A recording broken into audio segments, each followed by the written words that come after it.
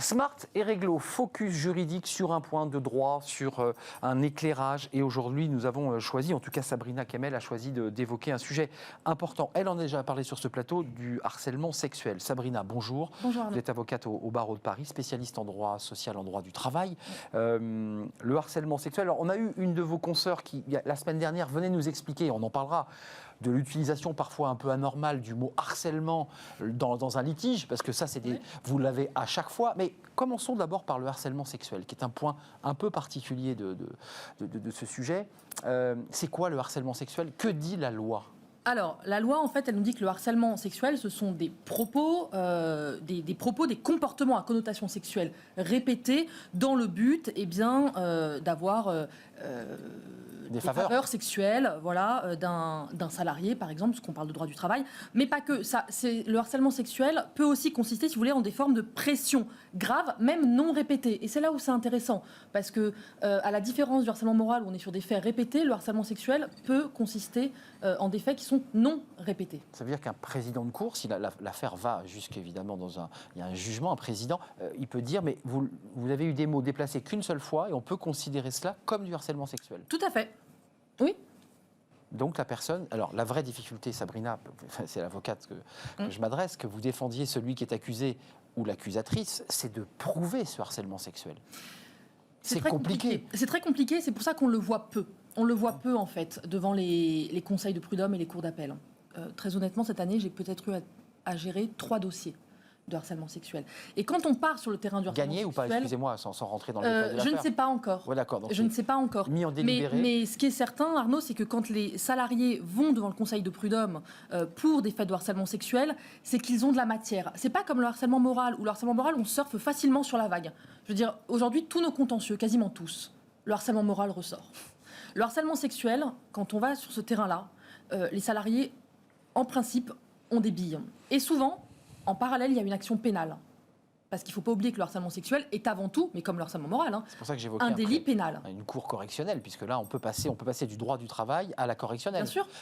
Ça va jusqu'en correctionnelle, parce qu'il y a un vrai débat aujourd'hui autour de l'inceste, où on correctionnalise de plus en plus et on va de moins en moins aux assises, ça ne nous aura pas échappé. Est-ce que c'est la même chose pour ce type de harcèlement sexuel?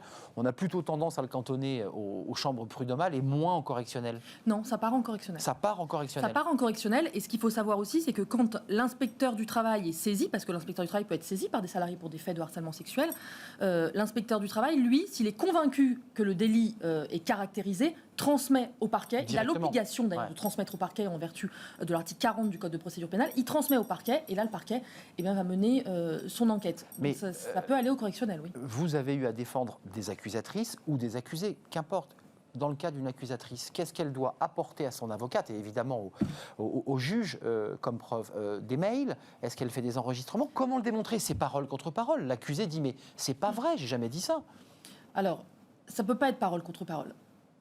Il nous faut des preuves. Pas de preuves, pas de condamnation. Donc il nous faut des preuves.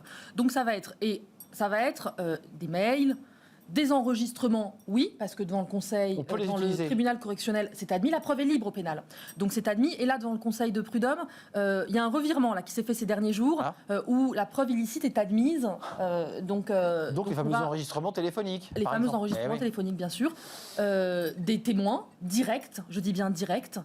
Par exemple, ça va être le supérieur hiérarchique qui a offert des bijoux à sa salariée, enfin des cadeaux ou autres, dans le but d'obtenir des faveurs de nature sexuelle, des choses comme ça. Donc mail, enregistrement, témoin direct.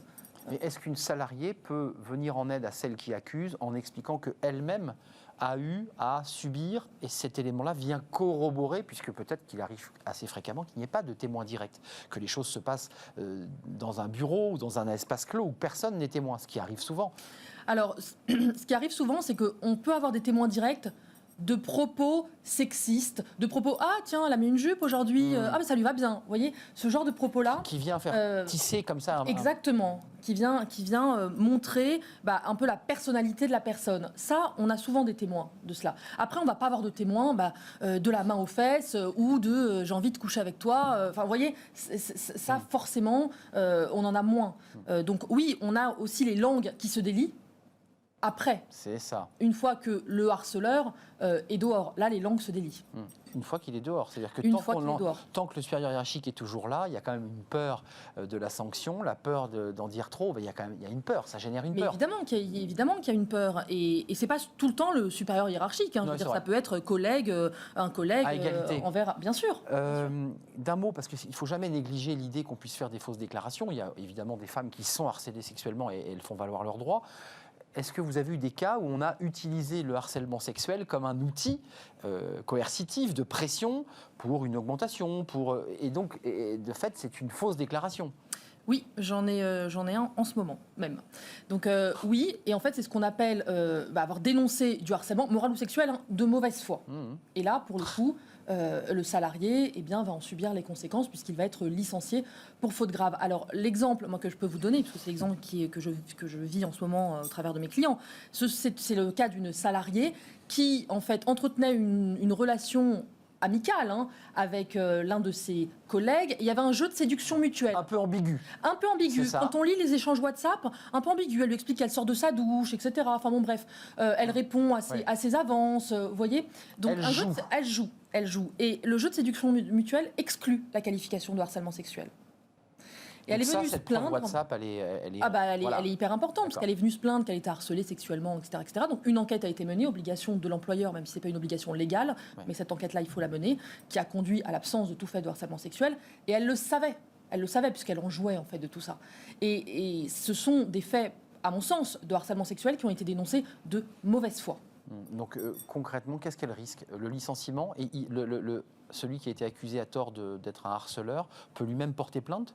Alors, elle risque un licenciement pour faute grave. Et celui qui a été accusé à tort pourrait agir, par exemple, en dénonciation calomnieuse. Et donc, évidemment, porter cette affaire, là, cette fois-ci, plus au prud'homme, mais dans une cour devant le tribunal correctionnel. Ouais. Merci, Sabrina. Juste d'un mot avant de nous quitter, parce que je voulais vous la poser. Lorsque l'enquête se fait dans l'entreprise, qui est mandaté? C'est le CHSCT, enfin, c'est le comité d'hygiène et de sécurité? Pas forcément. Ou un cabinet extérieur? Qui fait ça? En fait, c'est soit une enquête direction, donc menée exclusivement par la direction. D'accord.